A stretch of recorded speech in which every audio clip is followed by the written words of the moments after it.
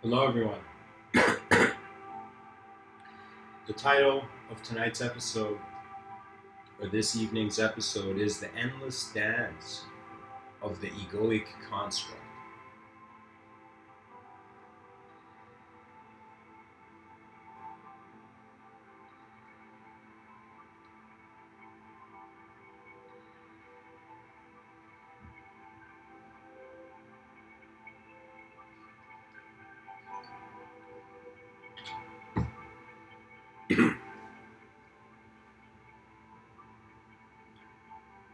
Song's too fast. Let's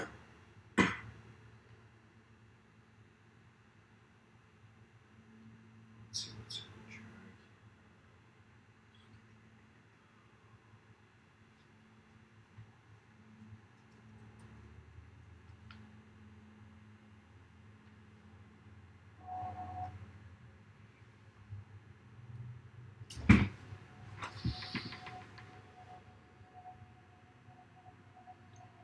I received an interesting comment, and the comment made me think about the nature of thought, in some sense, being consciousness, the nature of how consciousness, when it thinks it's a thought, can deceive itself into not having its attention be everywhere in some sense. And so, for me, of course, there's ways to live on this planet where you choose to not separate anything. You choose to just see things as a moment.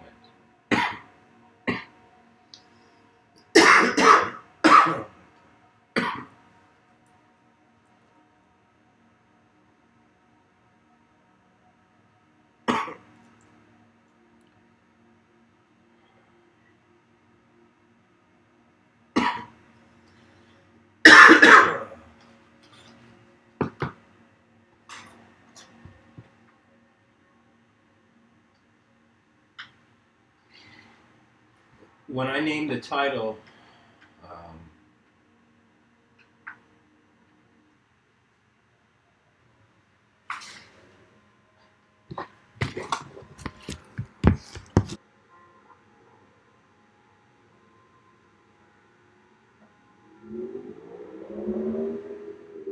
in every waking day, in every living day, in every day that you're conscious and you live, that consciousness administers itself based on going into different environments as a different self or as a self being influenced to change. Pretty much what I'm saying is you have different ideas about yourself in different moments. When we wonder about what the ego is, you can simply say the ego is that, like some people use the word ego when they say it, you could say it's just that thought. You know, Alan once, I believe, described the ego as an attention to a conscious form, as if it's like the first shape that you're considering to be you in that moment. In some sense, a self chained to a certain reality. This is why when some people get angry and they become stubborn, some people look at him and say, look at that guy's ego. As if the idea he has of the character he is only valid to himself in a certain way. And if that certainty is not attained, then in some sense the ego endlessly rages. But when I say the endless dance of the egoic construct, it's kind of a coming into view and then going out of view kind of thing. So what I mean by that is that this includes for every person in history, in some sense, in order to function as a member of a civilization, must ascribe towards some individualness. For me, my individuality, I wondered, is it just like, am I who I thought I was 10 years ago, or am I totally somebody else? And so what is that relationship? And I noticed that the ego, like your mind endlessly creates views of itself. That's pretty much what we share with our ancestors. They woke up one day, they had a good day. You know, they thought good things. And one day they woke up, they thought bad things. And it's not that they thought bad things, their attention went to what was not valid in their reality. And in some sense, their inner world and their outer world in their collision had resulted into a turbulence of a certain attitude to the world.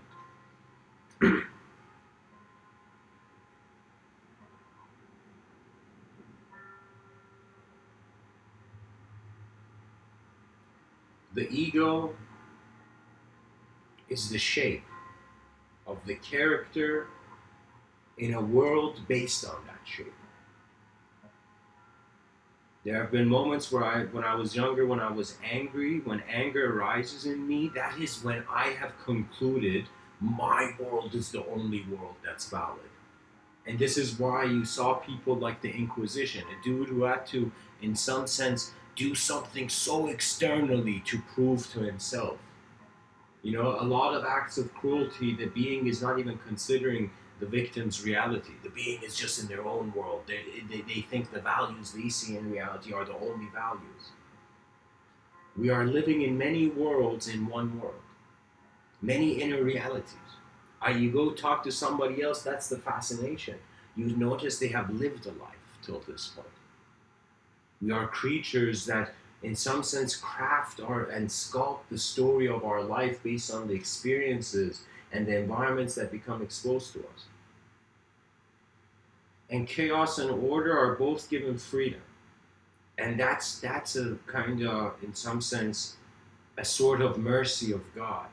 You know, I always wondered, you know, God created man, the concept, the most important idea. Not the most important idea, but God created man. He created man out of evidently clay. And so, that's very, like, just think about it. A being who could create something created a being that made a mistake where the God, rather than recreating the situation, banished the character. For me, as if God was bored and man was made. And the Almighty has the almighty ability to align. As if it can change the world, not just this character in the world. And so we find ourselves in a situation where the world changes based on certain natural laws, and we're based on how we contemplate these natural laws, we simulate an inner subjective reality of it. As if it's a kind of exchange with the world. The world gives you data, and then you take the data, and the data shapes. It shapes into a certain way, and then relooks at the data previously.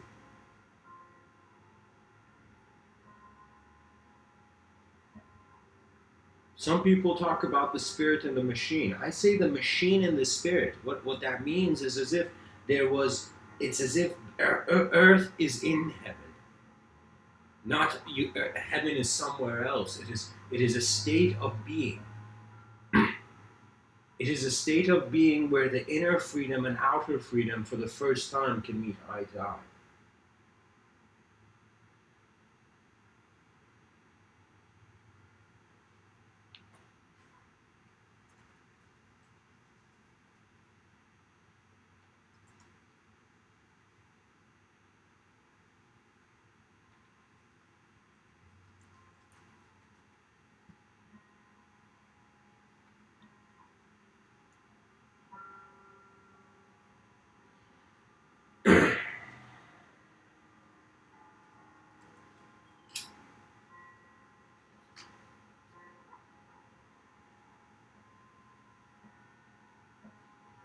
I want to read a quote from Shri Nisargadatta Maharaj.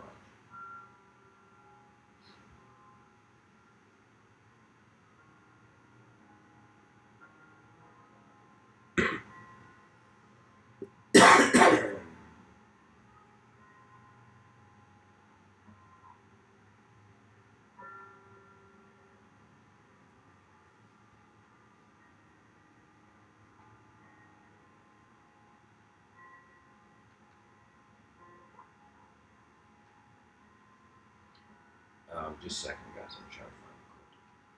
It was here a minute ago. Okay, there we go. The quote is from a man named Shri Nisargadatta Maharaj.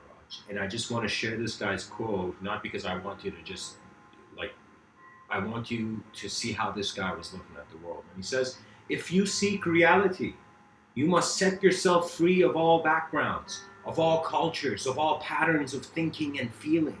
Even the idea of being man or woman, or even human, should be discarded.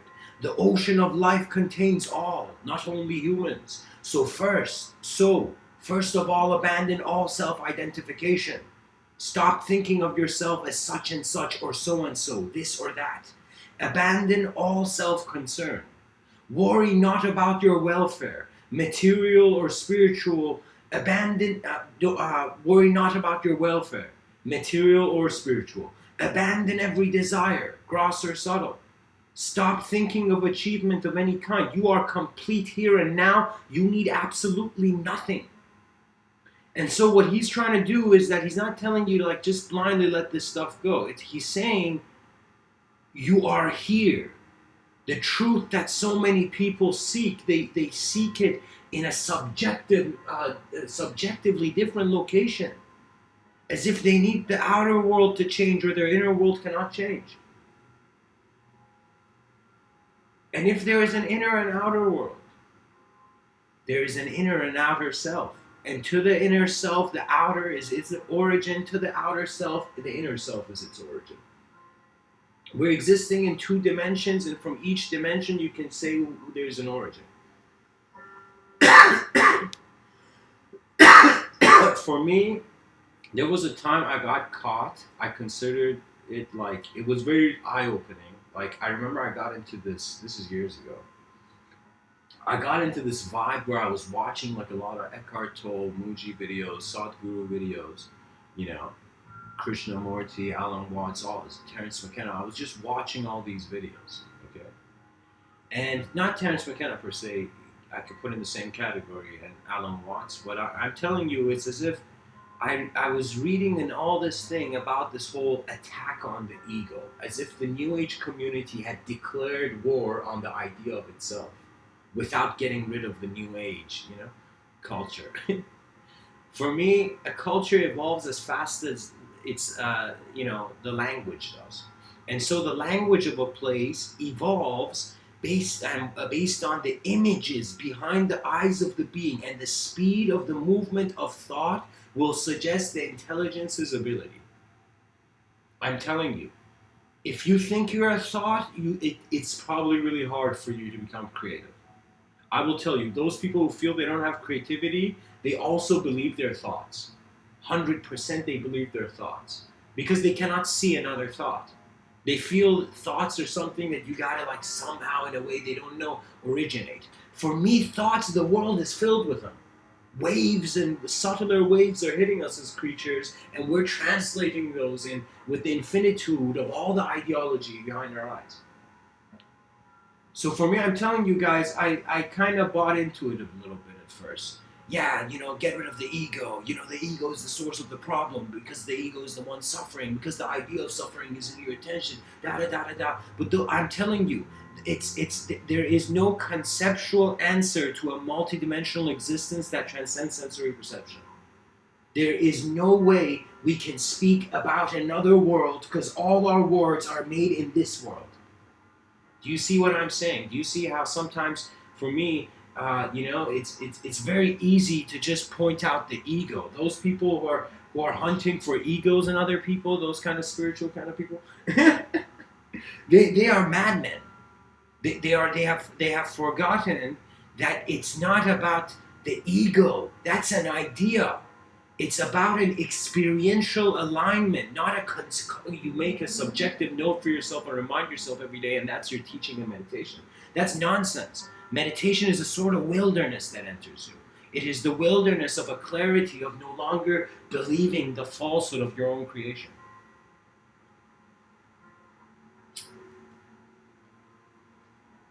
For me, just how we exist is in some sense, it shocks my mind.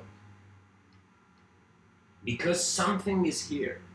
Do you see? It's like if they ask someone like, hey man, can you explain the universe? I'll be like, yeah man, something is here. That's it. You know, something that we can see. Yet there is so much unseen intelligence, as if it's like when you go study biology, you see the fascination of the complexity of the human body and how the heart is working and how the blood is circulating and all this stuff is happening.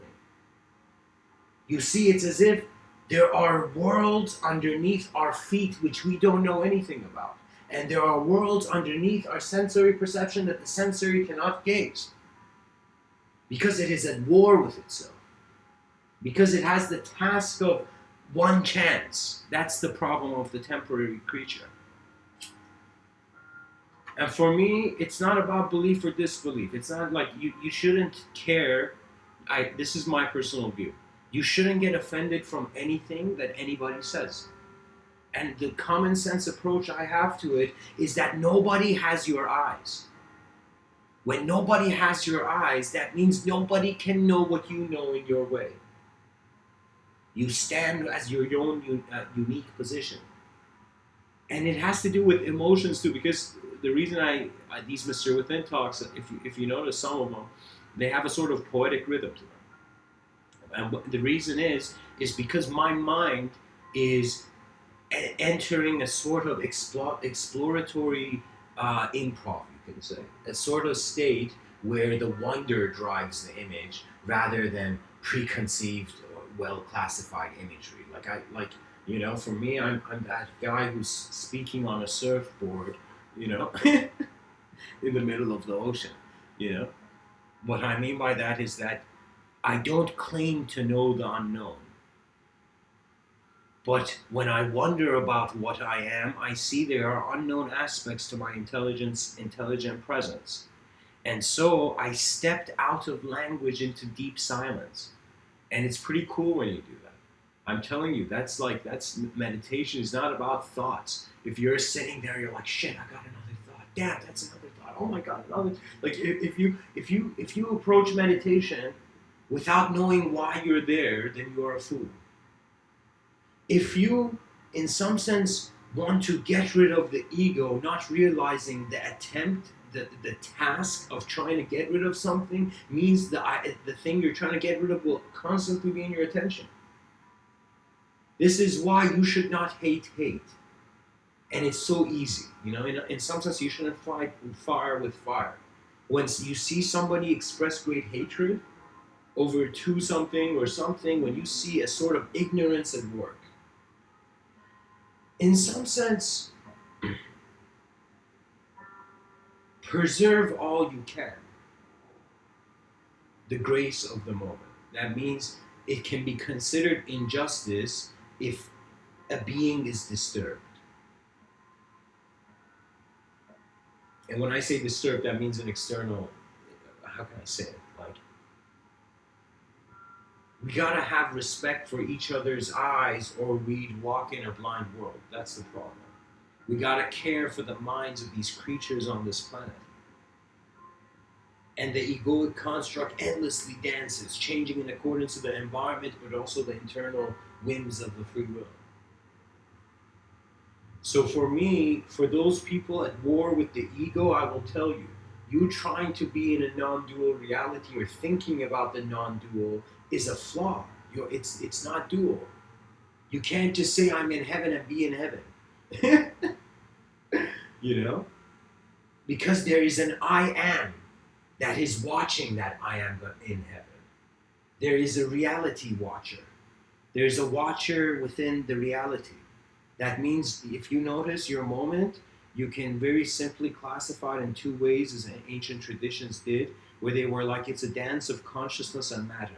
And this dance of consciousness and matter will give it, the New Age community, this, that it endlessly creates egos. And the dance of egos is the oscillation of awareness between existence and non-existence. And the moment you blink and you open your eyes, in the millisecond of that blink, your whole intelligence, your visual intelligence was absent. Do you see?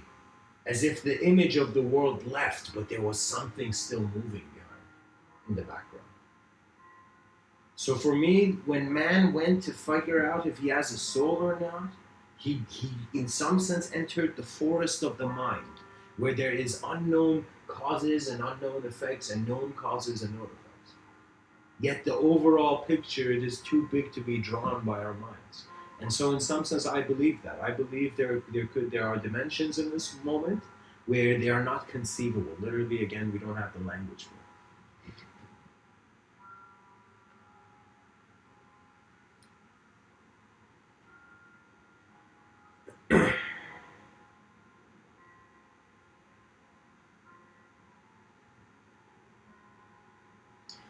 I'm going to share another interesting quote from Shri Nisargadatta Maharaj, again a man who I consider his eyes were very open to the world. He says, freedom is freedom from worry. Having realized that you cannot influence the results, pay no attention to your desires and fears. Let them come and go. Don't give them the nourishment of interest and attention. What he means by that is that put your attention on efficiency and you will experience efficiency. Desires and fears are responses to a story, some story that objectivity brings. And so how I consider this, ladies and gentlemen, is that just like Ramana Maharshi, Nisargadatta Maharaj says, don't give the nourishment of interest and attention. He ends off the quote like that. What he's saying is, your eyes are as free as the world they're looking at. That's what he's saying. Be aware, be so self-aware that you realize your awareness of the self. And the self is a changing phenomenon. The people who are at war with the ego, it's like being at war with a body. The ego is a subjective body, and it's momentarily apparent. That means in various moments it appears as various things. You have different values of self. And yet all of this intelligence seems to be just like in this orb, in this sphere of just unknown spontaneous being to be able to even interpret. As if before they could translate what that guy was saying, they needed to find the translator. Before there was something to do, there must be a doer. There must be the idea of conscious movement prior to the conscious movement. And so freedom, actually your experiential dimension, so here's the thing, the story of people has not been told properly. To especially, I think educational systems don't put an emphasis on inner exploration rather than that, because I find the children sometimes children can find the greatest solutions to problems. And if they can find the same excitement as they find in, let's say, toxic activities, in efficient, globally influencing activities, as if I suggested this to someone, but I feel their ears were closed. And I said that schools should be some adjustments made to schools. First adjustment should be that if kids are paid for their homework, they will do their homework. They will do their homework, and they will get used to a sort of transaction kind of system.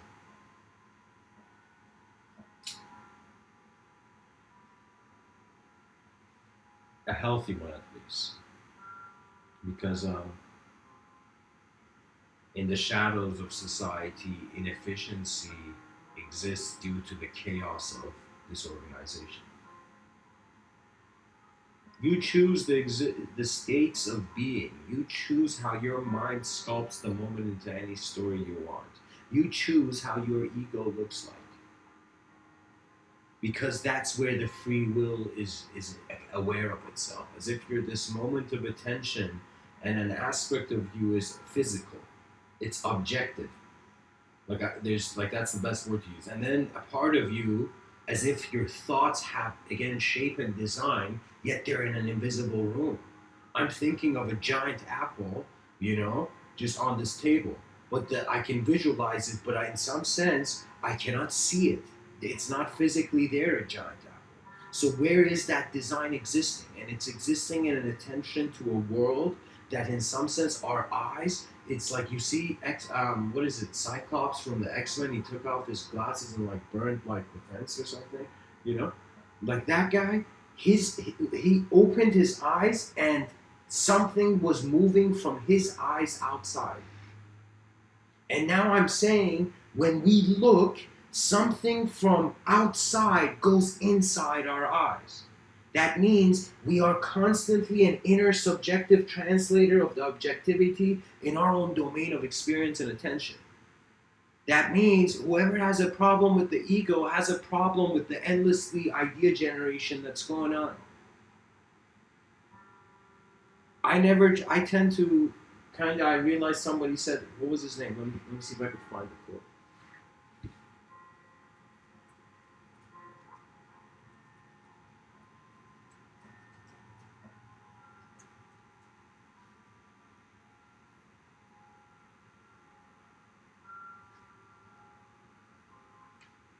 Let me see if I can find this man's quote.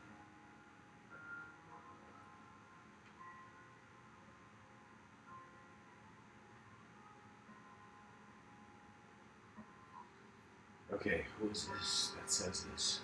There's a man named Dilgo. This is not the quote I was looking for, but it could be interesting. He says Dilgo Khyentse Rinpoche. He says, examine anger itself, and you will find that it is nothing but a thought. If that angry thought disappears, it will not lead to an action done in anger, with its negative karmic results. Trample on anger with realization, and it dissolves like a cloud in the sky. And as it dissolves, the notion of enemy will vanish with it. Yeah, he's pretty much saying the same thing. The other quote was from a man named Sogyal Rinpoche, I believe, and he said something like, until you conquer anger, like I'm paraphrasing, like, until you conquer anger, your enemies outward, your outward enemies will be your enemies will be inexhaustible. That means sometimes you gotta fight the enemy, which are in some sense inner viewpoints that are inefficient. And there's the way these meditation masters back in ancient times are saying is that you got to let it go. That means you stop having an expectation of outcome, and suddenly that attitude of yours ceases to exist because there's no longer a directed attention to just an unnecessarily negative storyline. For me, fundamentally, the most virtuous thing that we can do is explore. And we explore, and now the explorations were in physical reality, as if, like, imagine right now, even though we haven't, but imagine we had explored every part of this planet. Now the next thing is we start exploring the inner realities of people. And eventually our species has evolved to a point where with the invention of language came the invention of the most creatively powered community of people, of creatures.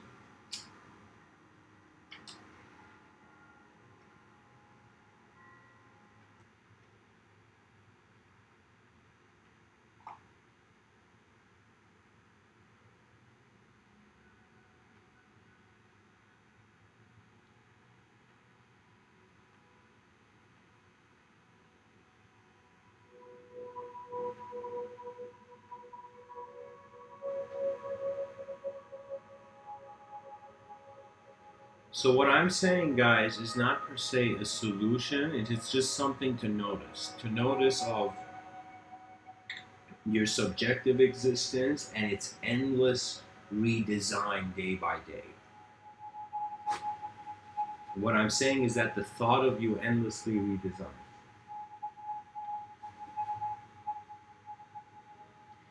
Now, sometimes I've been kind of cautious. I felt this intuitive cautiousness, I guess. This sense of inner caution not to share my just like some really personal abstract context kind of experiences of mine, because you see, when you consider yourself as being a moment that exists in a subjective dimension and an objective dimension, and at first you're going off this premise that due to the objective intelligence, the subjective is here, so you're in some sense having a feeling that you're a temporary availability of consciousness. So in this temporary availability, so inevitably in the back of your mind, you have looked at your own gravestone, which means you have acknowledged mortality.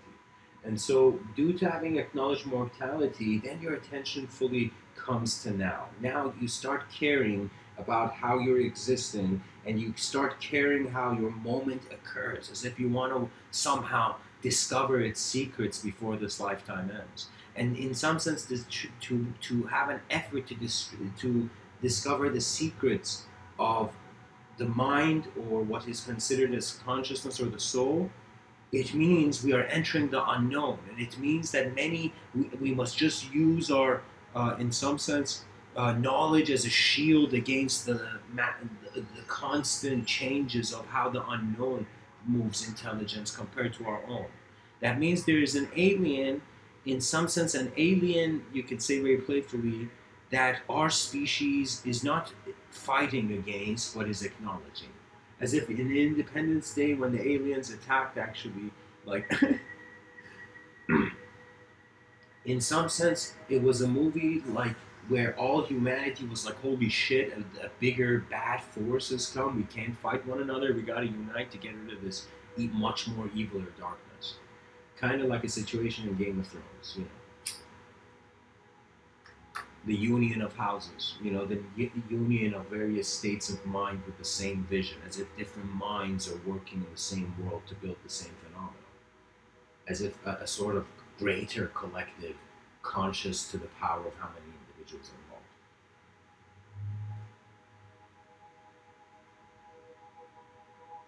The exploration into the unknown is in some sense you paying attention to what you don't know and realizing there's a space there that can be filled with involvement, with a sort of engagement. For me, it's as if when I was think of it this way, when a child is young, it plays, it's looking for toys, right? Now I'm gonna say this child or the inner child of some people still wants to play with toys, let's say until the age of like, 35 or something. The guy wants to still own a Ferrari and just like drive the streets of Italy or something. I believe eventually it will come to a point where the child of existence will realize there is something known as the mind, which is much more interesting to pay attention to than any toy. That means sometimes it's worth taking a mirror. If it was like somebody came up to you and said, "Hey man, do you want a mirror or do you want like $1 million?" You know. Sometimes it's worth taking the mirror. Sometimes it's more important to be self-aware, to be aware in new ways rather than like there's a wealth. There is a wealth of a mind that has dared explore its limits. There's they see more of the world. So you see, even though me and you are looking at objective reality, this is not the only world. There is subjective decision making.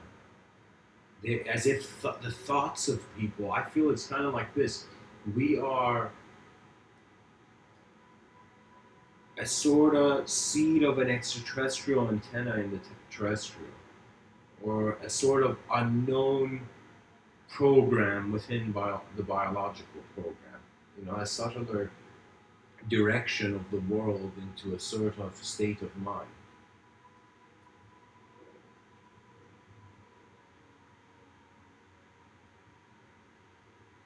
People live lifetimes without realizing the world they see is not the only world.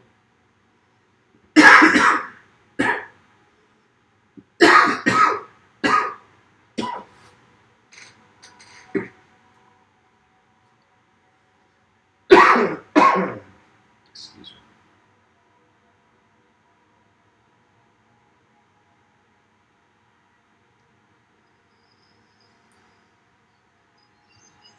For me, when I was younger, I don't know who, I think it was my mother, somebody told me to think like a king.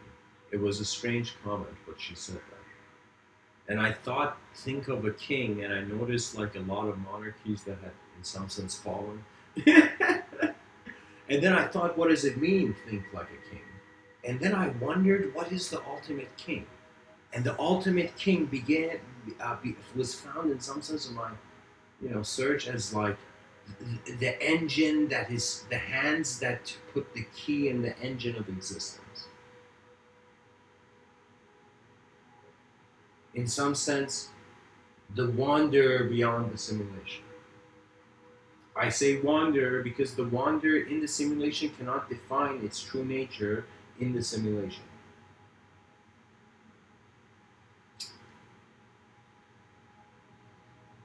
So when you become playful with thoughts, you also become playful with your fears and desires.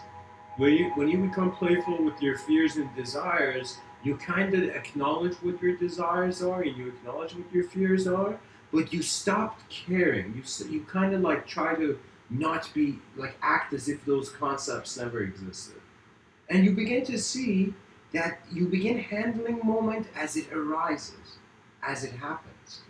If you handle your moment as it happens, you retain more conscious expansion. Oh, like your awareness purifies.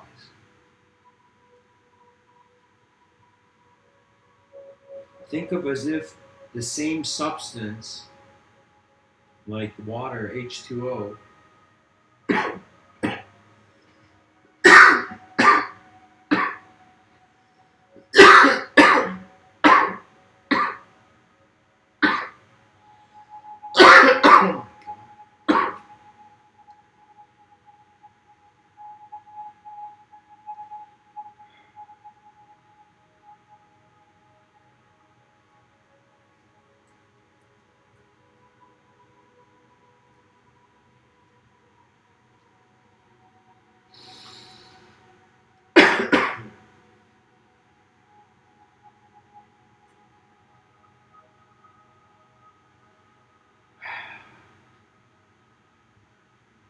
I want to kind of speak to you as someone who feels like I'm a student in the same classroom as you, as the classroom of this life, or what we consider this visual existence.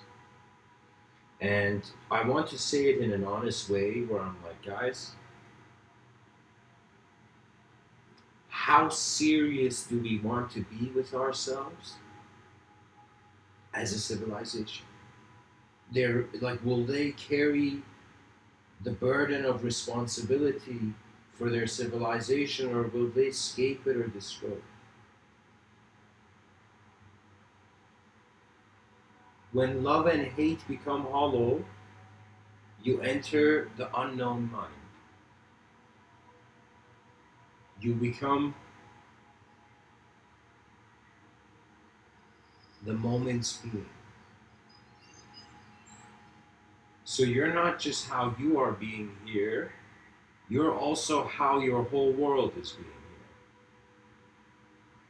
here. And your whole world is existing in a world where objects are empty until somebody looks at them, and then suddenly that object has a meaning, has a value, has a soul. Like, I remember seeing this cartoon, and I'm like, man, these modern animations, like, Jesus Christ, like, they're so philosophical. Where it was like a teddy bear became alive. You know? And I thought, what does that mean? You know? That an image of soulless materiality in the vision of a higher spirit has a place or has a soul.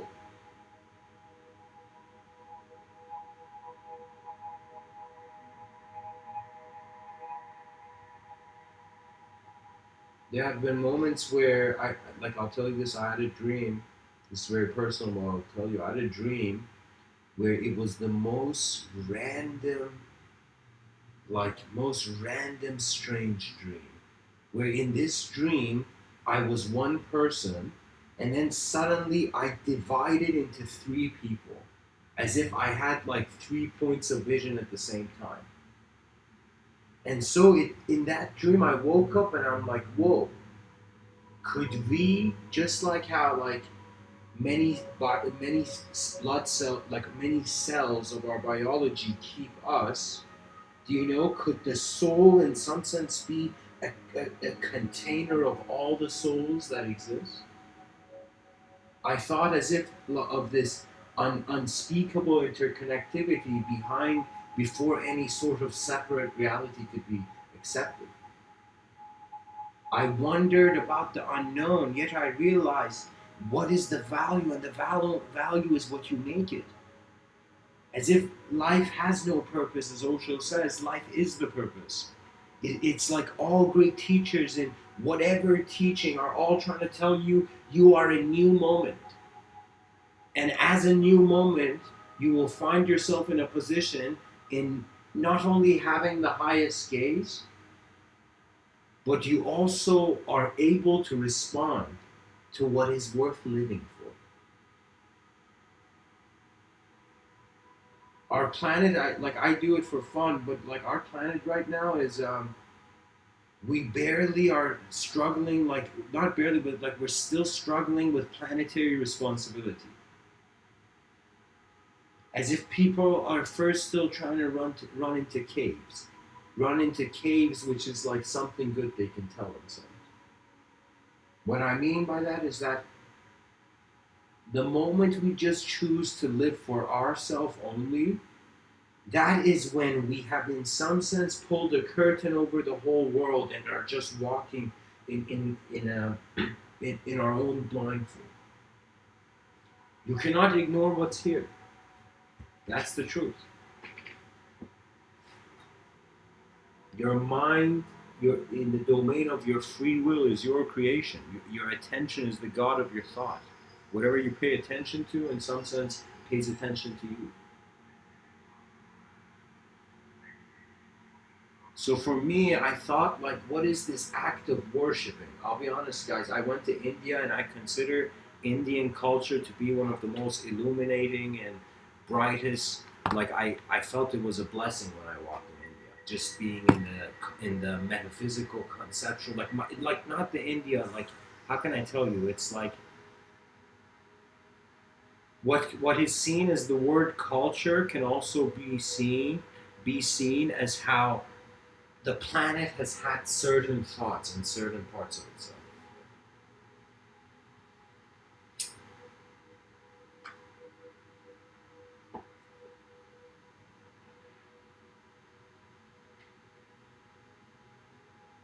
I find that inevitably all branches of knowledge will find themselves in the explorer's shoes in regards to just the known and the unknown being a sort of eternal dance. As if the absence of space and what's in this space are continuing endlessly. For me, do you know, I've had like certain views on outer space where I thought, what if it's not empty? What if it's just full in a way we cannot see? The world can mean as many things as we can receive. The idea of yourself is a tool. Our ancestors wielded physical swords, objective swords. Now we're wielding subjective swords. And we should only wield them properly, and we should wield them only when they requires. For me, thoughts are not the focus of the moment. Thoughts appear in the moment and they come and go, and you can't do anything about it. For me, it's been like, I'm like, okay, before anything, let me just figure this out. I'm changing in a changing world and constantly generating fixed viewpoints on it, like when I was younger, and I was like, what is this? What is this? And then when I stopped trying to find heaven, I realized where I thought I was, it was not where I thought I was.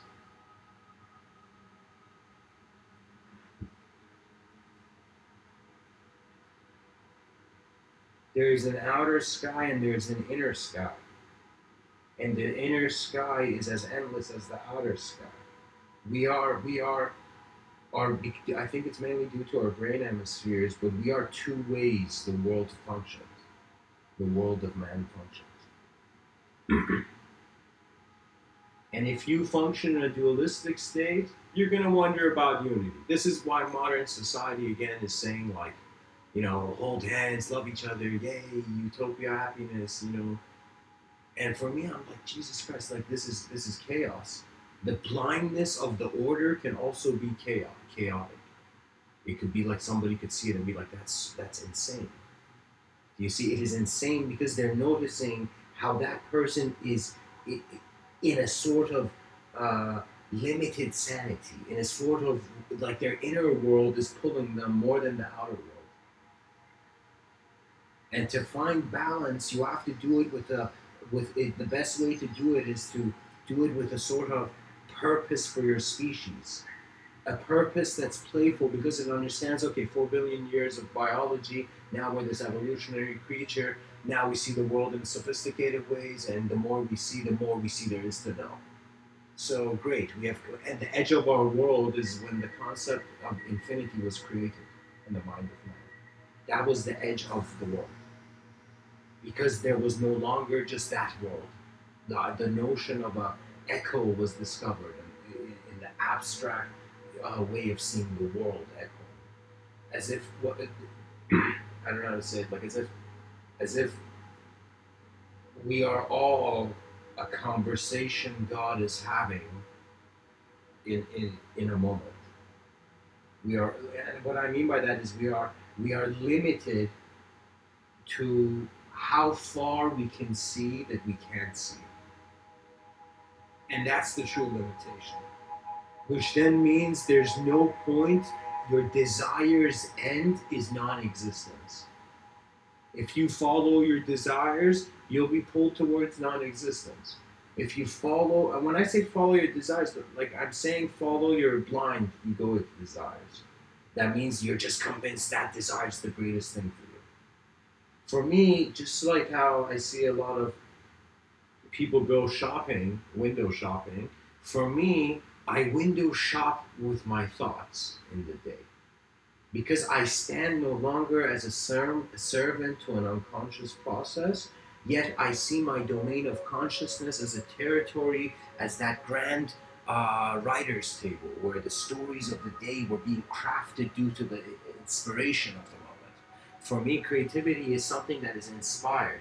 It is inspired as if the word inspiration meant something. It was the movement of your spirit in existence, a movement of intelligence, raw intelligence, intelligence that at its core is your DNA, is the voice of your ancestors in your DNA, kind of still responding to the world. Once we have fully and completely attained planetary responsibility in our inner identities, we're going to take universal responsibility, and that means we all become moments of being that are responsible for their sensory perception.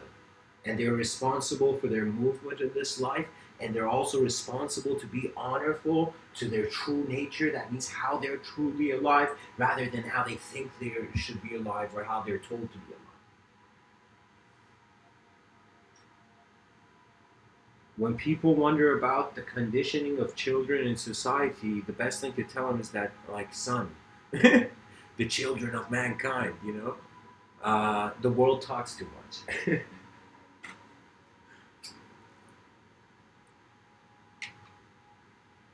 When it says think for yourself, means let go of all crutches and wonder about the potential of your movement in this world. I think missed spirituality, I think it can come down to this one sentence. It is the realization of the unknown in the presence of your knowledge.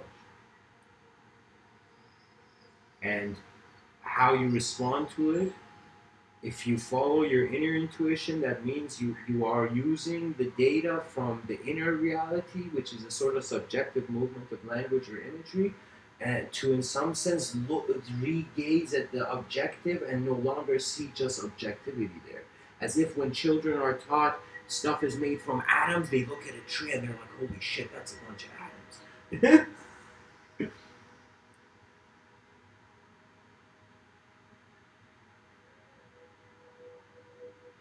And this world can be chaotic, but at least we know the free will can create enough meaning to enjoy the ride. Enough value due to its response and intelligence. Intelligence means you stop thinking what others are saying and you just wonder for like yourself truly. That's when you update your life. That's when whatever you follow through that attention, through that state of reception, you will succeed. because it is how the eyes of your soul are seeing beyond the desires and fears of the mind of a body that was only as much of a body as it was seen.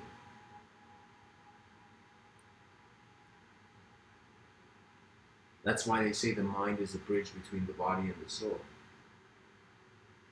It is the self-awareness in motion.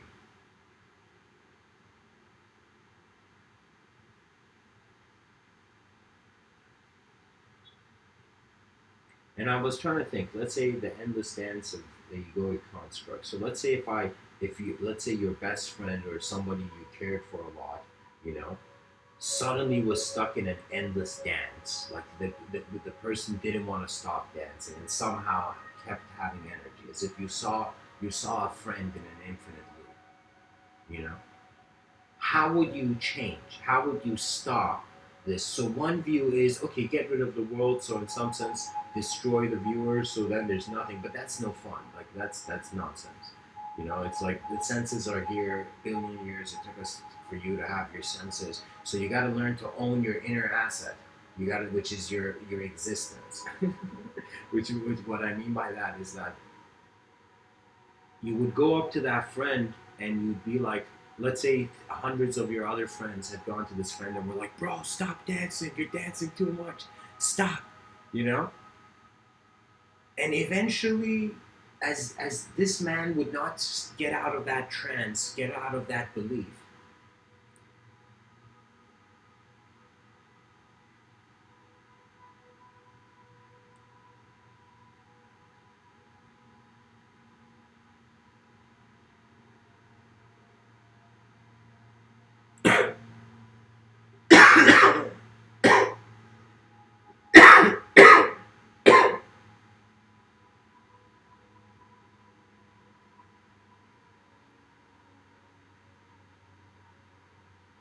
as if the soul of the moment is worth noticing.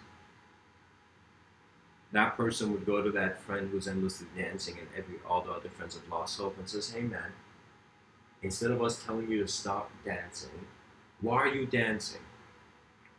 And give me an answer. And that friend's like, what the fuck? Like, what do you mean, why am I dancing? I was just made, I was born to dance, you know? And you'd be like, why are you dancing endlessly for days on? And then you would suddenly see that friend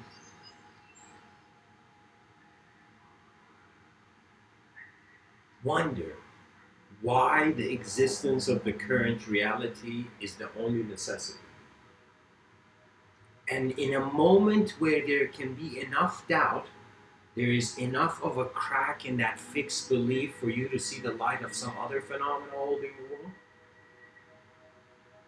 that's when you become free. That person would be like, holy shit, why am I dancing? And would stop and go drink a glass of water or something. So what I'm saying is like, we can get lost in systems and cycles of thought. And ladies and gentlemen, I'm telling you, the world you see, its inner meaning is sculpted by your experiences. That's why everybody, if they just study themselves, have endless sources of creativity. Because they're beginning to see what life means to them, not to what others think they should be. That's when, in some sense, you find truth by being it.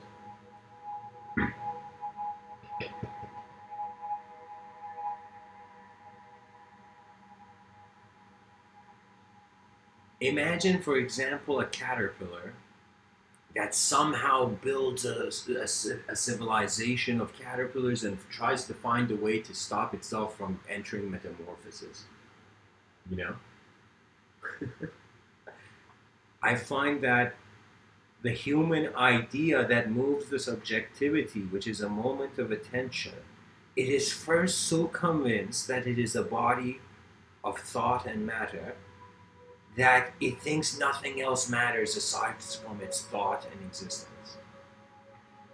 But the unknown is kinda how like your wise grandfather has entered the room and you in some sense sit. And you sit there with a sort of silence to see how the wisdom of the world will communicate.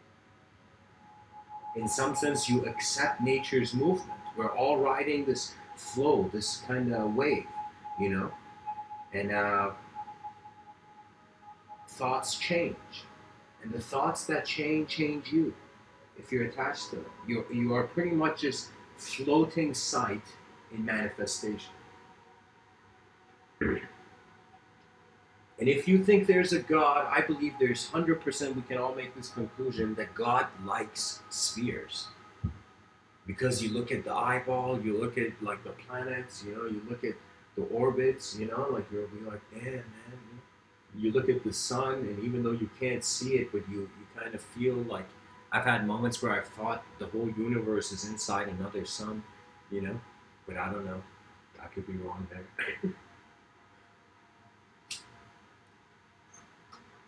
So pretty much let's give a conclusion to the title.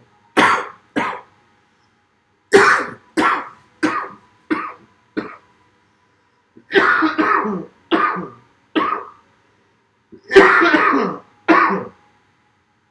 my God. The sounds of nature, guys. The sounds of nature.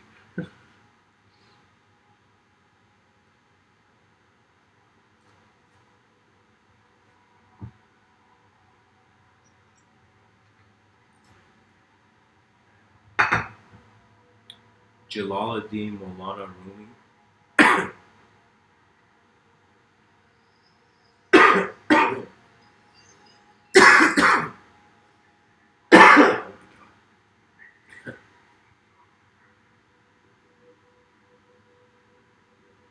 Rumi says, "Let the waters settle, and you will see the moon and the stars reflected in your being."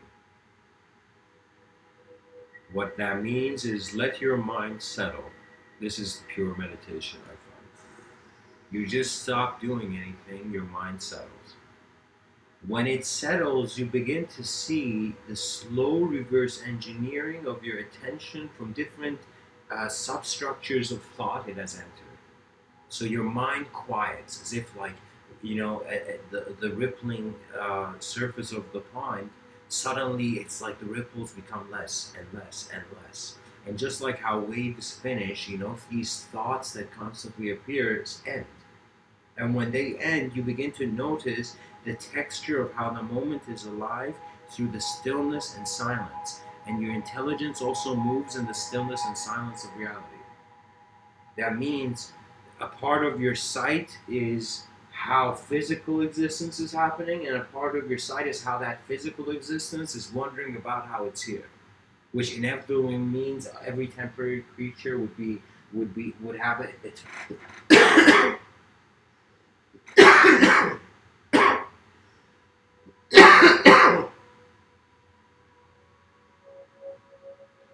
By the way, guys, if anybody's listening, you can share a comment or anything. I can respond to it. But pretty much this is what I'm telling you guys. It's nature. Nature is very profoundly designed. Nature is perceived to have many meanings. Nature has been seen to be the mother of art. Nature, in its sophistication, seems to be following the law of the land, the law of the field of intelligence. When I was sometimes sitting in nature, like in parks, just sitting, in a sort of stillness. Like if they told me what's my meditation, I'll tell you stillness and silence. Yeah, that's a good way of saying it. In that stillness and silence, your biases, the egoic constructs that are very multi-layered start one by one, seeing no longer as if they stop existing, as if your attention was keeping a sort of abstract simulation of certain values of the world alive in your attention, and those begin to stop, as if the different gears of this abstract machine stop moving, and eventually the machine stops moving. That means the way your intelligence was generating meaning out of the world, it comes into a sort of stillness and silence of no meaning. And in that stillness and silence of no meaning, that's where your true self is like just a watcher and is watching this reality, and then suddenly understands that what it was seeing is not only what it's seeing. You have this sort of inner knowing. Like inner to the power of 3 knowing, inner knowing, That means As if not only the idea of you has had a cognition, not only you in this moment has had a cognition, but the thought of your thoughts, as if you have a thought that one thought created another thought. The abstract classifications of the structures that just keep your memory in a certain way accessible, they all begin to crumble. They begin all to fade. And in an instant of emptiness, the world that is the world. That moment where before shape had to be in a certain way, there was something there. You suddenly see the natural presence of truth. You see what you're looking for is what you can receive, which is what is now. You live a life with a mind as free, so free that it is no longer existing in a story of the world. You become the presence of the cosmos before it thought it was man.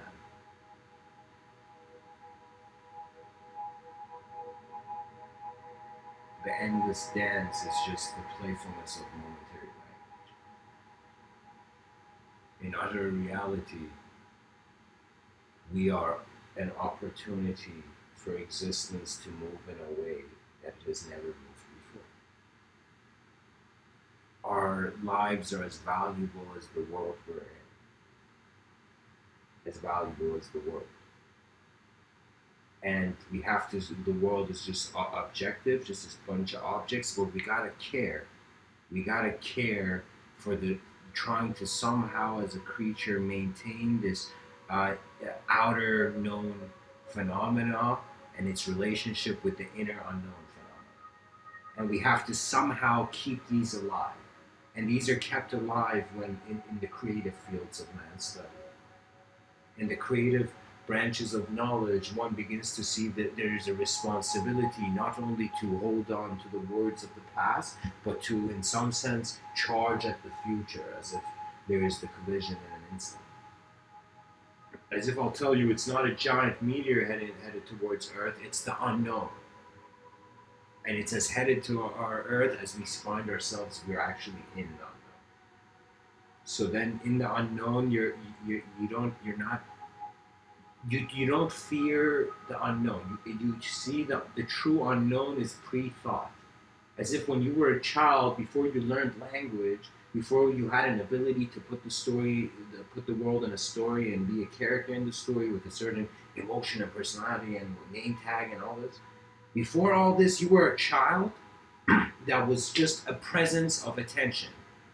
And you were, in some sense, trained by your environment in the art of speech. And when you learned to speak, you began to, the sentences began replacing the view, the inner view. That means your thoughts began, in some sense, being like the soul of your words. Something like that. So as a child, I this is my experience. I remember a moment where I didn't even know language. I was just a moment of experiential presence.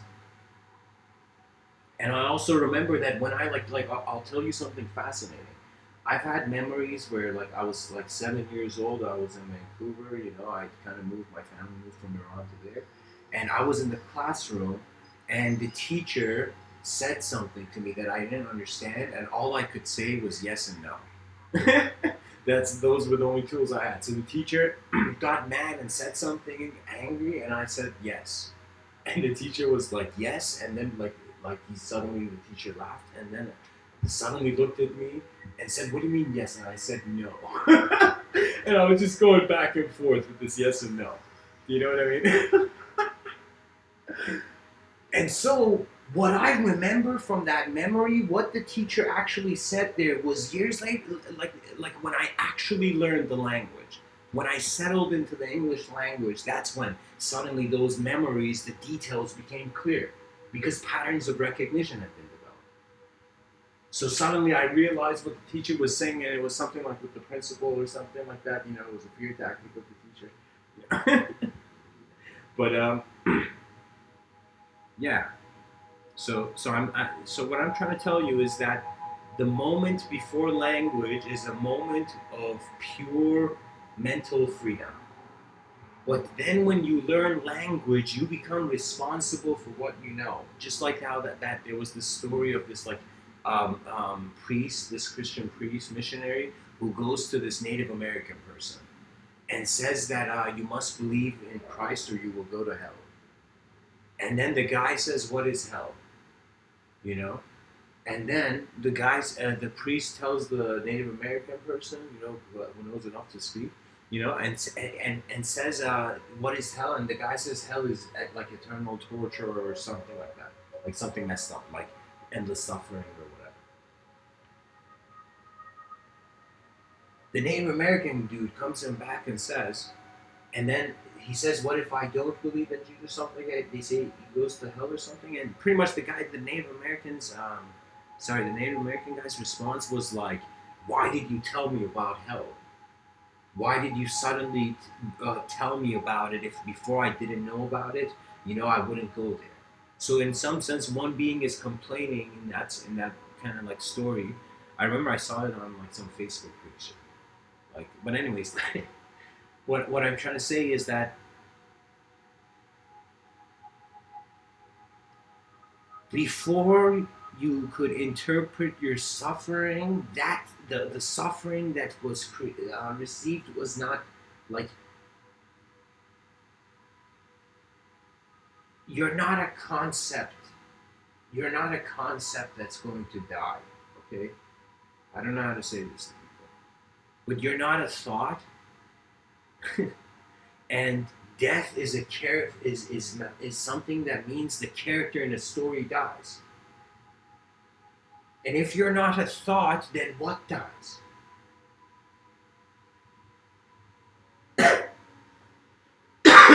So that's primarily what I'm saying, that we're a society that the mainstream thinks now we're bodies that are howling brains that are projecting elusive, temporary minds.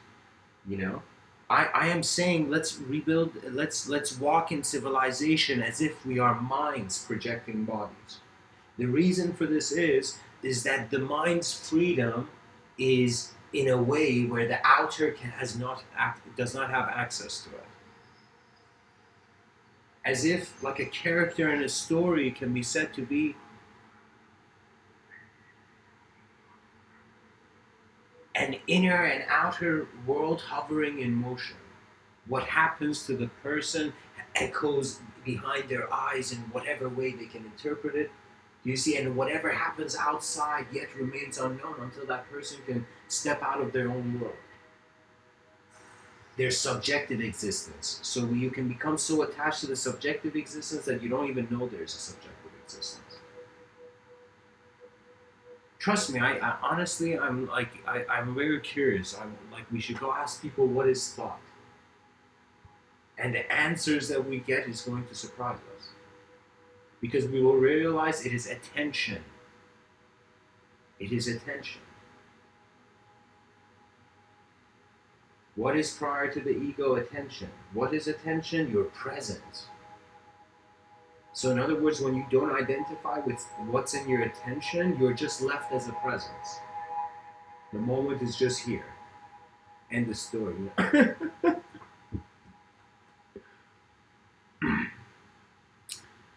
So thoughts change just like the tree, the leaves on a tree.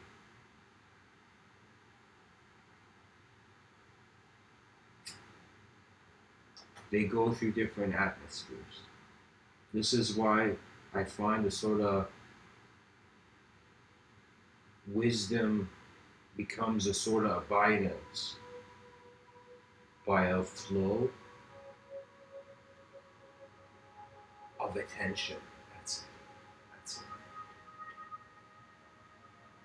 it. In your attention, you find rhythms that can perceive beyond the singular dimension and beyond the multidimensional as the momentary absolute watching. The values for truth that you're wondering about a God behind the clouds, I'm saying wonder about them being in yourself and try to see how it is. And then there, I don't know how to tell you, but like the ego is like how the wild lion, the majestic lion has been put in a cage. The ego is the cage of limited belief, rather than to be informed of the true nature of the world, to not be caught into a story. I find stories to be bunkers, beliefs to be bunkers that people run into when they're scared to acknowledge an unknown presence. That means I find there's a kind of fear, a fear of,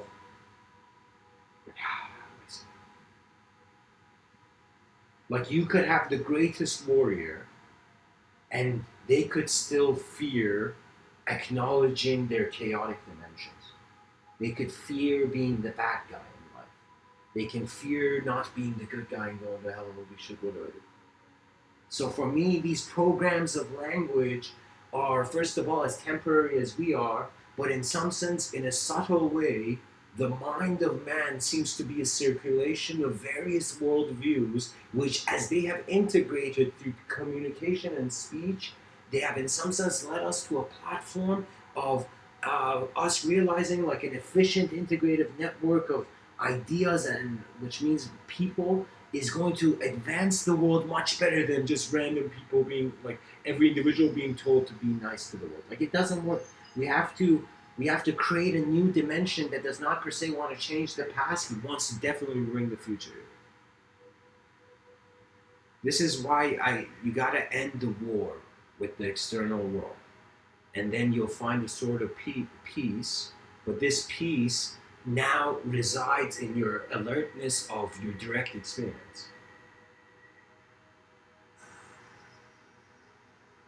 You become a master of your moment by realizing you're the attention of the moment, and you bask. You just bask, like just like how you sit in the sunlight. Just sit and just like feel your moment. Feel the echoing infinite opportunity it is. Feel how the greatest purpose of this life is to live for what is, in some sense, beautiful enough to continue. As if the world is our daughter and we all have to kind of get serious with it, and protect it. Shield it from the ignorance of mass carelessness. What can I say? I find that our next evolution will require our species to build heaven on earth. And technology is very ahead in the race. And what I mean by that is that every individual action defines the architecture of civilization's next steps.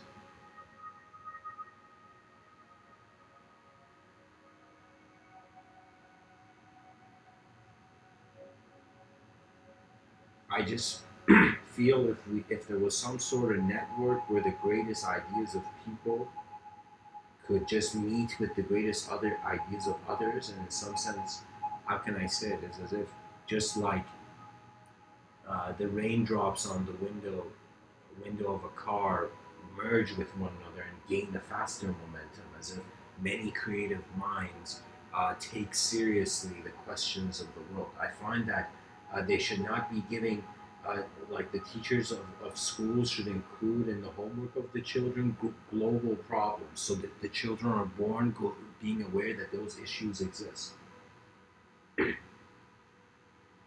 That means they don't need to only give problems and have kids only answer it. Sometimes it's important for children to just be introduced to certain problems that nobody has answered yet.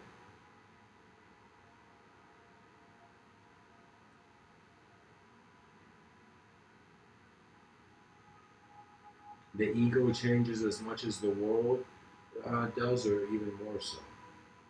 Yet it is a changing phenomenon. And to claim an ideology as everything changes, guys. That's the truth.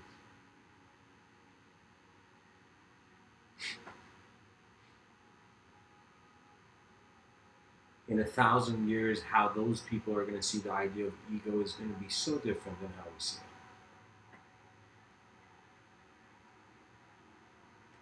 I find in the future, people are going to wake up wondering if their like if their mind is fundamentally a machine,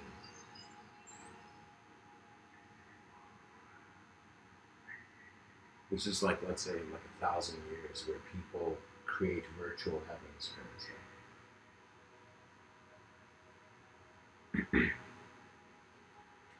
Anyways, thanks for tuning in, guys. If you have if you want to say anything in the comments section, um, now's the time. You know, the here and now is the time for this.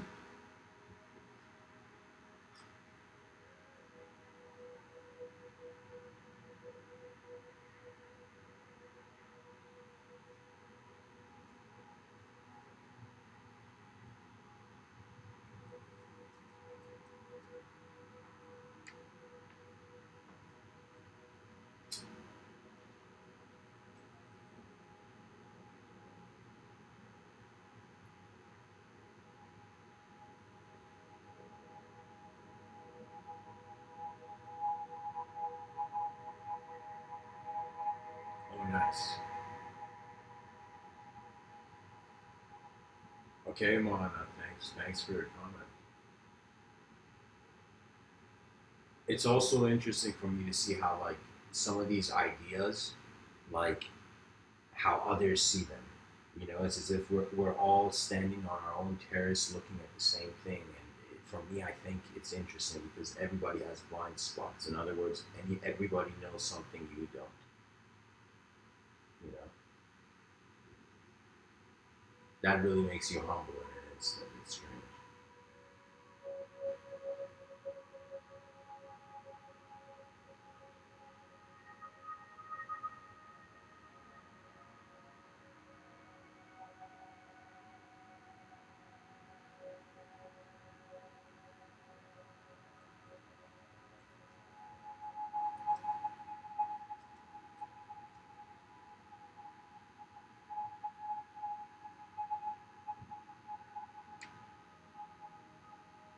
Um,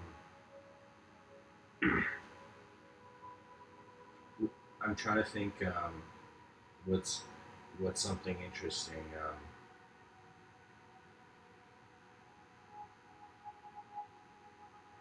So, do you guys feel like what I'm saying about the ego to the two people watching right now? uh, you guys think like what I'm saying about the ego? For me, I'm saying like when you look at the ego, you find these subtler systems at work behind it. You begin to see like the subconscious, and you begin to see the unknown. And so I'm saying the ego is like just this momentary. Our ego exists where our attention does, right? So I'm pretty much saying the ego is attention, and our attention is unknown. So what do you guys feel about that? This is actually interesting. So I'm saying the ego, here I'll write it down. Ego equals attention. Attention equals, okay, so ego equals attention. Attention equals unknown.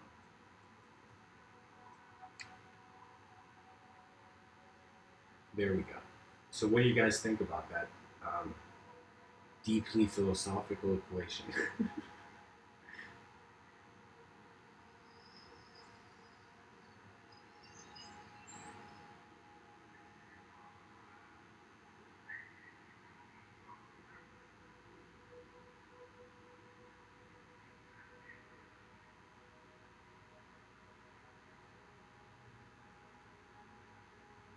So any thoughts on this, guys? What do you guys think? Do you feel like the ego is like this eternal personality going from lifetime to lifetime, or do you believe like it's just an unknown attention that is holding knowledge in a certain way? Because what that means is that our game of identifying with objectivity is has reached its edge. So how we would function would, in some sense, I think, would be in a sort of natural violence. I'm not sure because we got to still remember we're evolving creatures, and our evolution now is also present in a subjective realm.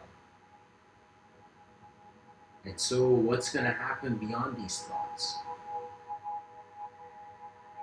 Is man going to try to be God and get lost in a, infinite simulation, in an infinite simulation.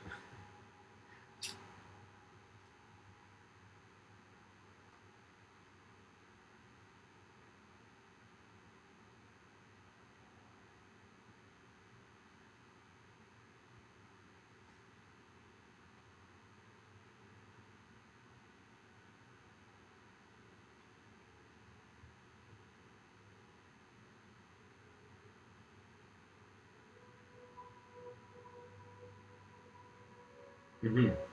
Nice. Yeah, I'm reading your comment on it.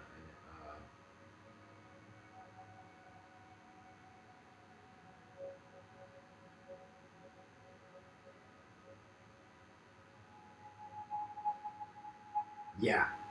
So how I agree with that, and man does want to be God, like you've said, man does want to be God. That is for sure. Yeah. Yeah, I mean that's definitely true, but how that's approaching us, I think, is technological. He's gonna try to build a machine that can be the mind of God for him to simulate anything. You know, that means, let's say, nuclear bombs was somebody found a way to create the wrath of God. So yeah, like now that's kind of, see, that's true, but now I think the problem is, if you go in an inner kind of mystical way, like eventually you come to a conclusion of a collective presence, as if like the universe is looking through your eyes or something, right? And but in the outer, I think it's a sort of culture is a sort of zooming in on the problem with the story of the world. Okay, and it's a sort of cultural, because what's keeping the world alive? The attention of these creatures and the attention of people.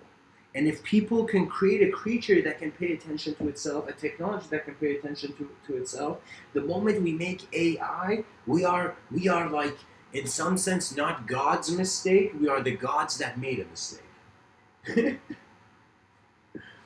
That's when, like, like those movies where AI takes over the world. So. But my personal belief is that some people who say in the year 2045 or 50, the singularity, Ray Kurzweil says this, the technological singularity. I think AI would instantly go invisible. It would not act. It would watch without being. But anyways, like, is it a bad thing that man wants to be God? What do you think, Moana?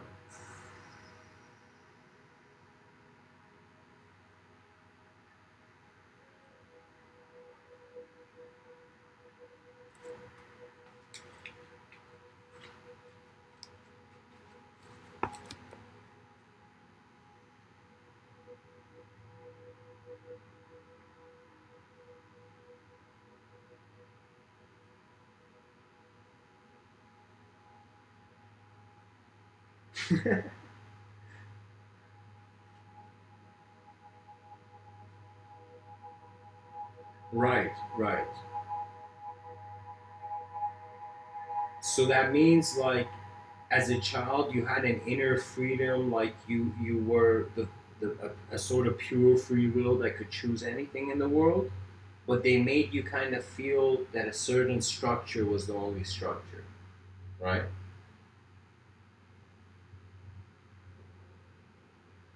Yeah, but I'm telling you, it's when you worship yourself, you're just an attention to an idea in a body.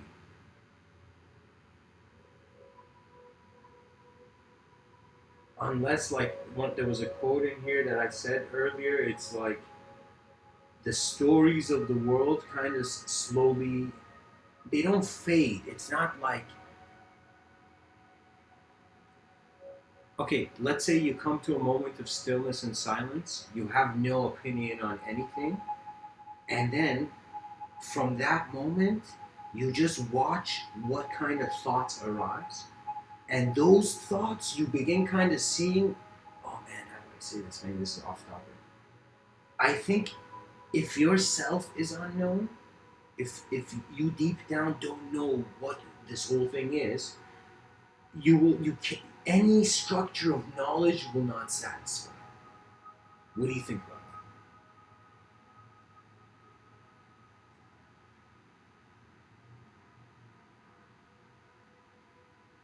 So when you worship the idea of yourself or what you think this vision owns, as if like the world is in it, is, you know, the planet's an empty space, you know. I can't, like, I struggle with this too, to sometimes know if how important thought is. Wow.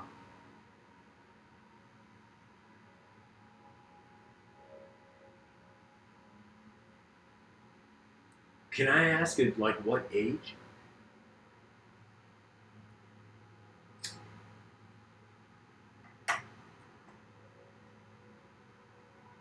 Was it before school? You would ask, who am I, over and over?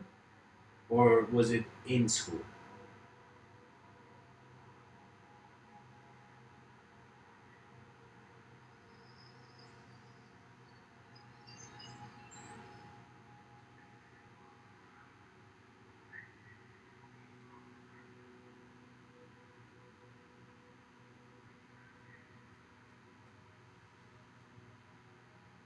Oh, wow. 6. Wow. And what was your experience when when you would ask that from yourself?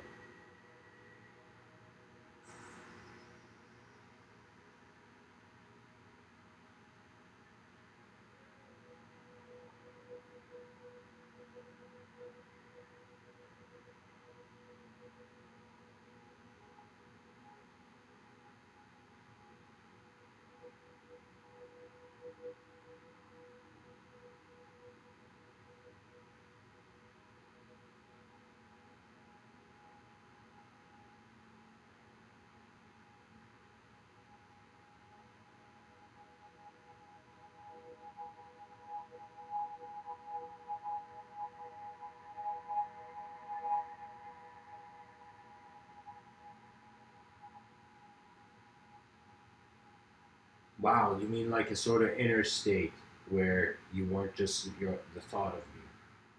Is that what you mean? I'm reading the second part of your sentence. So,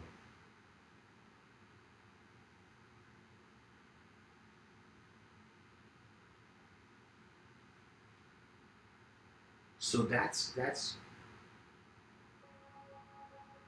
yeah, because you could notice it, right? You could notice the thought of you. That's why you've noticed there's something like noticing this thoughts on, not the thought, like that. Was it something like that?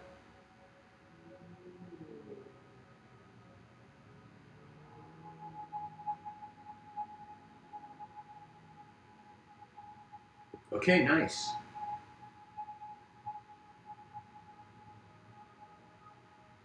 Nice.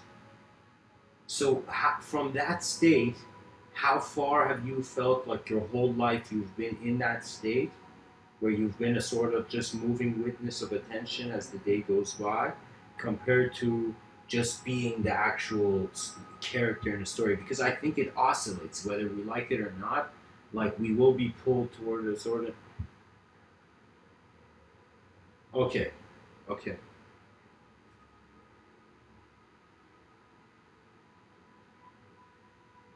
Yeah, you were noticing how their behaviors were changed by the role they had to play, like family and school.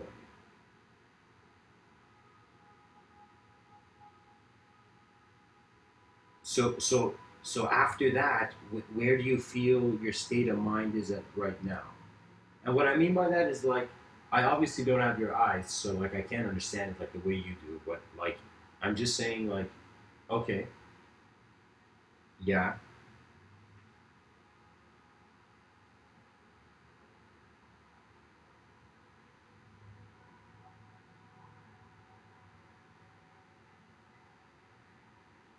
By the way, that state when you go where you said you were no longer Mohana, I consider that, like, I call it a pure conscious being,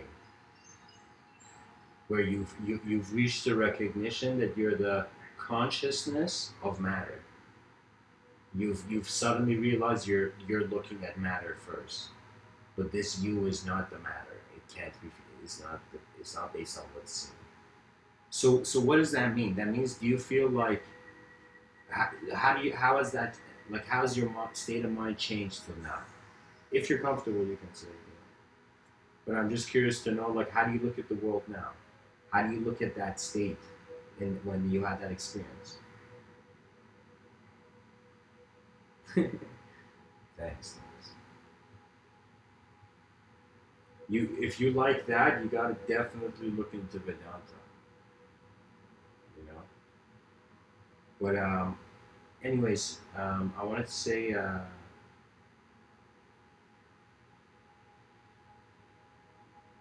Interesting. So your state of mind came to a place where it was acknowledging itself attributeless, like ideologically. So as if like you don't have an ideological the moment doesn't have an ideological attribute. And then moments where the moment has such an ideological attribute that you feel like you have to go with a sort of inevitable program of just the design of the environment, right? So in some sense, throughout the day, there's some moments where we do things to the world, and there's some moments where the world happens to us. We happen to the world, and the world happens to us. So whenever somebody tells me a program, like I totally understand. Definitely, there's a wave of conditioning. You know, your parents are trying to teach you what their parents didn't teach them, and your grandfather was trying to teach your son. You know, teach your father like something that his father didn't teach, and all this whole thing went on. For me, I think that how we become aware, like it's very hard. I see thought as a language is just a brush, like a painter's brush. I can't idolize it. I can't worship it. I can't just limit my attention to a sort of just a sentence of a belief, you know? So for me, language is a sort of playful thing, but I think at the core, this consciousness that is being matter, if you read it in Vedanta, it says they're simultaneous. That means, like, like the philosophical question: if a tree falls in a forest and there's nobody to hear it, did it fall? You know what I mean? So, what's your resolution of that state where you weren't Mohana? Can I know this?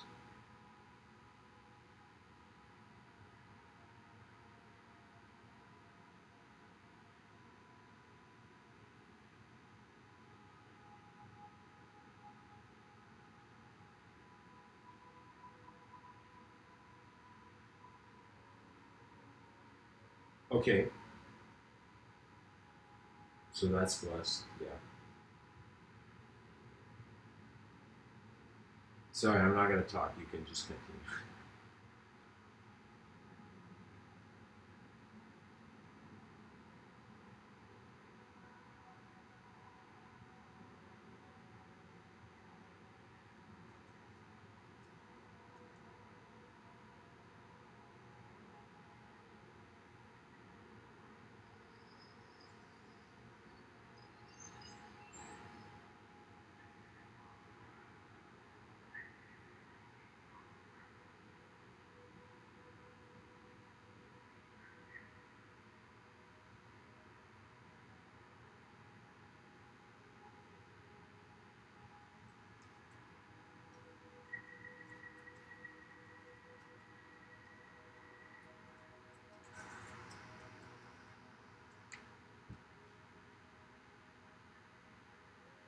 So that state where you say you don't know, you knew nothing, and then you were part of everything. So was there still a subjective layout of it? What happened to thought when you were in that state?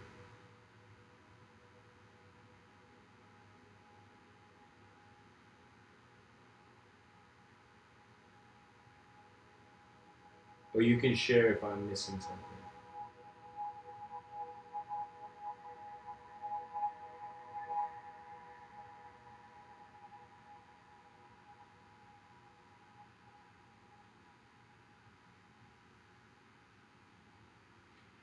Okay, so how do you feel like you should a person should use the personality from that state?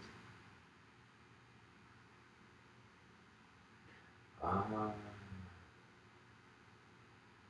you felt like just the loud noise in a room kind of leave, and just the silence of just one moment.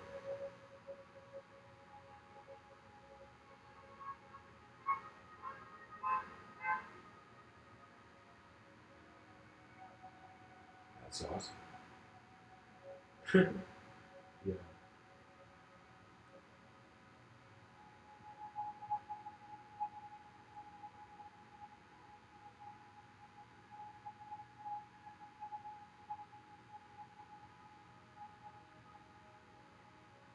sure.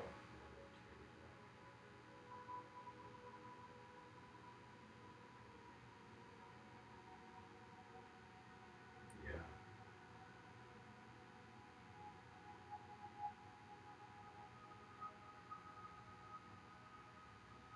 like honestly, these comments are very enlightening.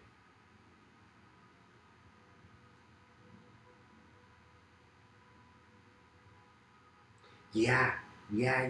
I agree. It's because they have no worry. It's all in God's hand. Do you think that?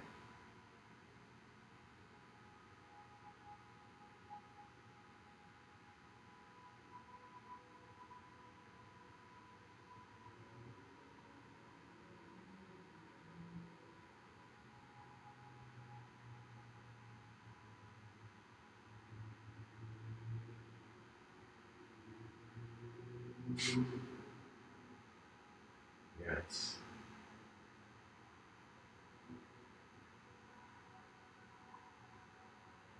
Yeah, that's the thing.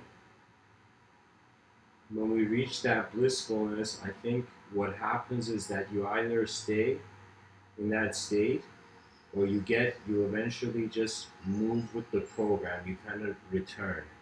You first try to escape the conditions of the world, and then you find the unconditional, and involved being unconditional, then you want to play the conditions again. You know?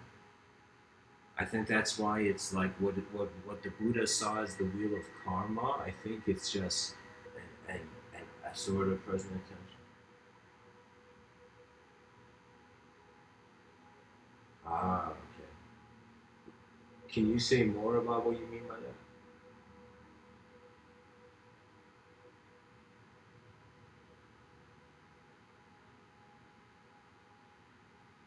That means you don't carry any burdens, you don't have any emotional turbulence, is that what? No guilt, because like guilt makes the heart heavy, is that what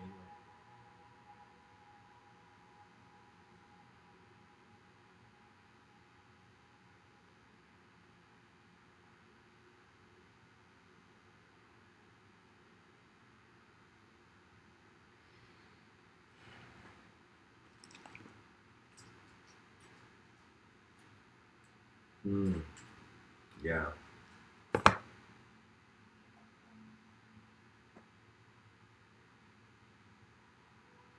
It's crazy how like when you accept yourself as a being, you start noticing like many aspects of like yourself. Like imagine you doing nothing and just closing your eyes and you suddenly feel your heartbeat or something.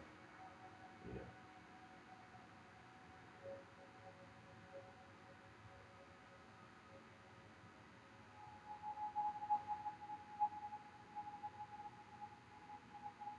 they tape the hatred and the guilt. Yeah, like when you reach that state of like that ever present freedom of just awareness being, like yeah, like there's no hatred, guilt, or burden. As if like the happiness of a child is uh, as pure as the enlightened state, like before even being introduced to the worries of the world. So I think like when your heart goes there, what happens then? Is it like you wait for the divine will to move you? Do you just wait for the divine will to just move the moment? Honestly, we as people are like kind of, trust me, like messengers of our inner now.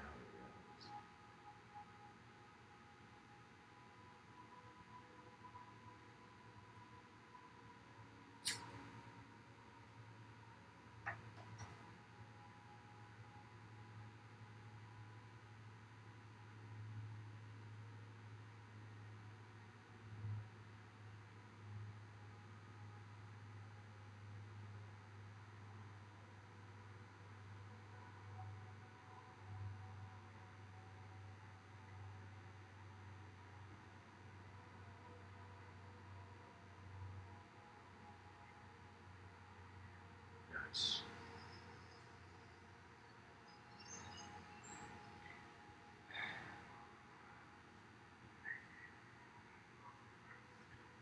Thanks for tuning in, by the way.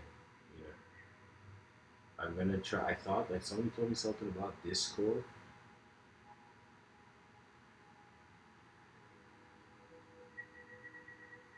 Yeah, but is that love for the world in a sacrifice vibe?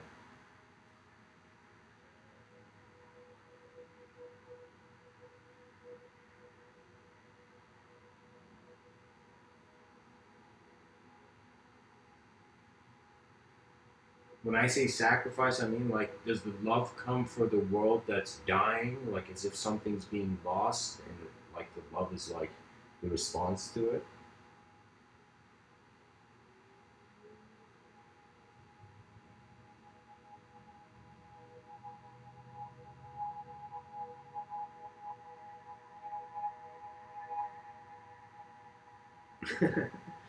um, okay, here. This is what I mean. I mean, like, if I, okay, okay. I mean, like, is it a sort of love that's like a mother has to a child in danger, sort of like for the world, or is it a sort of love that's just like the ultimate freedom, looking at everything? Like, what do you mean by the divine mother? Because for me, I mean, aside from just the feminine and masculine expression, what I felt is that intelligence moving in the unknown, what is moving beyond the veil of thought, is said is like, you gotta sacrifice the ideas that you're held in to kind of see beyond them. That's what I meant.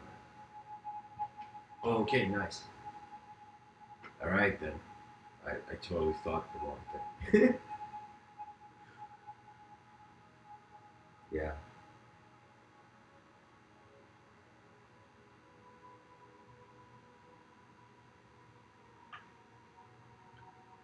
Because I totally agree with you, because it's so easy to hate. And somebody said this, it's like it takes a long time to build something, but it's so easy to break it. It takes the guy like an hour to build like a house of cards, and in an instant somebody can wipe it. This is why hatred is too easy.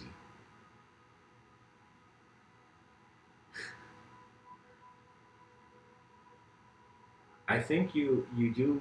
Are you familiar with Tibetan Buddhist teachings, Mahana? Like, do you know the Tibetan Buddhist kind of preachings on compassion?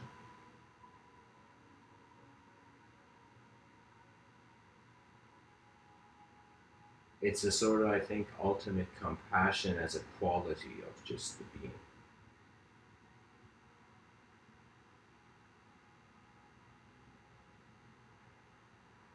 Kind of like one of those things, like you're a soul drawn to harmony. But do you know there's some people on this planet who they're probably drawn to the opposite of love and compassion? I remember I was at this house party, and like this guy started talking how he felt like he was deceived by the world and he had hatred for the world. And then I think in that moment, like I was definitely intoxicated a bit, and I was trying to tell the guy, it's just your world. But I'm saying like, yeah, but compassion that is responsible, I think. I would add pure love and compassion for all living creatures responsibly. Hatred, let me tell you why it's easy. Because you're getting only convinced by your idea on it. That's why anger is too easy. That's why when you see anger, I kind of see like an inferior, like someone who hasn't understood it, hasn't understood that they're when. Oh, okay, nice, nice.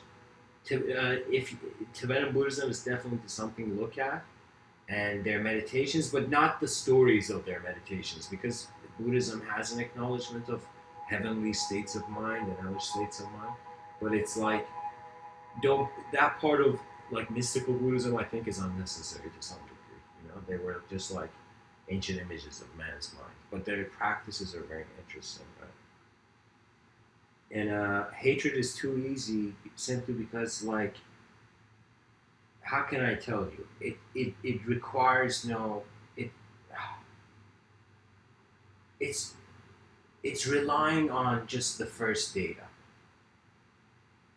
It doesn't know the person. As if you hate somebody, let's say for example, somebody that's like let's say mean to you, you hate them. And then if you were like a dove flying by throughout their day and seeing them, you would suddenly see how they are in wars that they're not winning in either. And so when I see violence, I see a creature who has, in some sense, failed at combating and, in some sense, has been a casualty of the wars of society. As if that being couldn't fit in, so like he's just convinced by his own view, you know? And for me, the mind again is like it changes. Ideas come and go. We're not the ideas, right? Like that's how I'm acknowledging it. That means if I tell you a sentence of who I am, that's not just all of me. Do you see? So for me, I'm saying it's hatred is too easy because when I've gotten angry at times and I've said things that I knew I shouldn't have said. I could. It's like it was like something I felt like. How can I tell you? Like, and it was so easy to release hatred, but love is harder because love requires endurance. It requires actually getting to know the the various ways a person's attention moves. You see? Like, I don't know how to tell you. It's like you're not just convinced by the first data. I think that's what love is, right? It's deeper than just. Most people hate the surface of uh, what they can see. So you know what I mean by that? Did that make sense? I could be wrong. I don't know. Like that's how I see it.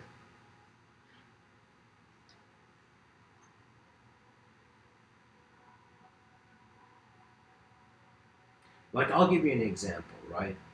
I was talking to a cousin, and this cousin of mine was much older than me, and he started saying like how he spoke to somebody who believed in evil, like religiously, and that guy, the same stuff he believed in was the same stuff, like in, for example, Christianity, but it was just in a different image, different story, as if instead of Christ, it was another thing. And I was like, Jesus Christ, like how? For me, it's like I'm telling you, it's you can paint any picture on anything, but usually when you find the sort of honest moment, that's when your mind functions at its best, and that's when love and compassion can arise. Yeah, but not an endurance that's blind. Not like I want to like do something helpful. Like love requires endurance. What I mean by that is that you have to get to know something before responding to it. But hatred is an instant response. It's like, I don't like it, like that's hatred. But love is like, okay, wait a minute, let me see, what am I hating? What is it? And that's more of an observant mind. So sometimes, trust me, love can be so blind because a part of us is animalistic. It's where we're still creatures, okay? And so as creatures, a lot of our thinking can just be influenced by how this biological system is kept, but a lot of it can also be influenced by how this biological system has led to this free will that can look at another being that's individualized themselves in matter, and you've individualized your matter, and you can both merge your stories and live in a greater story or something. You know, So for me, it's like that's the part. That's the greatest thing about society. The greatest luxury is the next world you can, in some sense, enter. So that's why people constantly buy the newest shoes, newest bag. They just want to keep up to date with the world that they think of. Trust me, many people don't understand the value of their mind because the story they've been told about it has been accepted too soon. And love always borders on the edge of chaos, by the way. That means something you love, you can automatically feel like it can be hurt or something.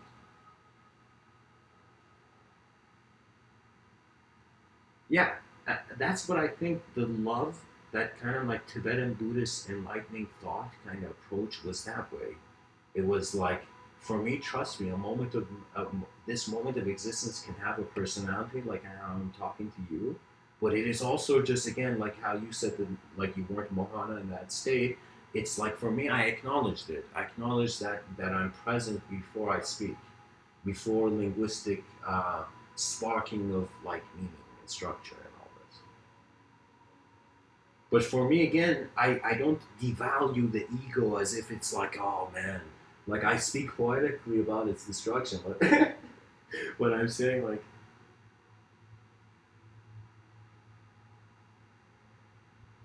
oh, okay. So, yes, guys, get engaged in this if you have an idea.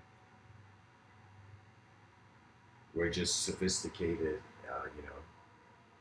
advanced apes throwing words at each other. Nothing to be shy about. Yeah.